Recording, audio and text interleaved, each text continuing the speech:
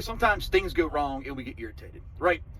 Something fell through, and just because plans got delayed or plans got changed or you get held up doesn't always mean it was negligence or incompetence on someone else's part. Sometimes there is a divine purpose for that to happen.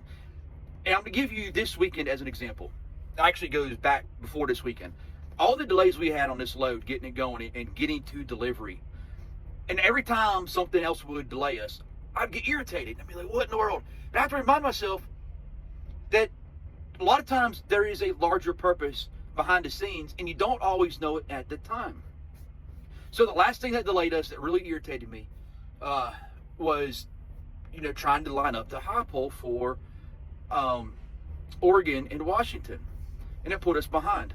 Put us like almost a day behind, truth be told. And because of that, and where we end up having to stop, that night, we could not get the delivery before the crane had to tear down. So that got delayed till today. And that also changed our delivery location. So in the midst of that, I got to talk to my high pole. Her name's Rebecca, and she's from Idaho. And a great lady, really great conversation. So anyway, when they decided we were going to change delivery location, we had to redo the permits. We had to do a route survey. So they asked her, do you mind taking our driver with you? She's like, no, that's cool. She had her pole set up. So I ran the route with her from where I was to delivery, and we came back. All in all, we ended up being like 4.5 hours together in her car. And sometimes when you talk to people that are at the same place in life, have very similar circumstances and situations and trials and things they've had to overcome as you have, and you get to see how they've done it and how they've grown in their achievements. And just having those conversations can be very healing. It can be very validating, and it can be very encouraging.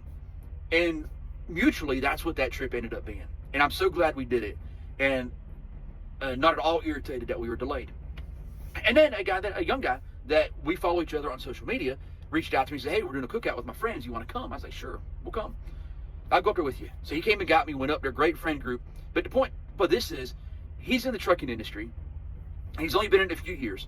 And he's also was in the Marine Corps. But we were in very different parts of the Marine Corps, very different MOSs, and we did not serve in the same duty stations. But his outlook on trucking, his mindset is very encouraging.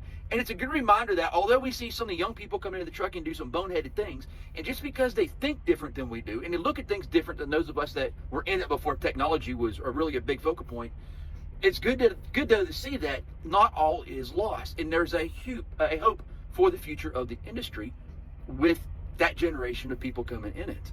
They're not all boneheads. They're not all idiots. They're not all lazy, right? And so I found it very encouraging to have spent that time with this guy. And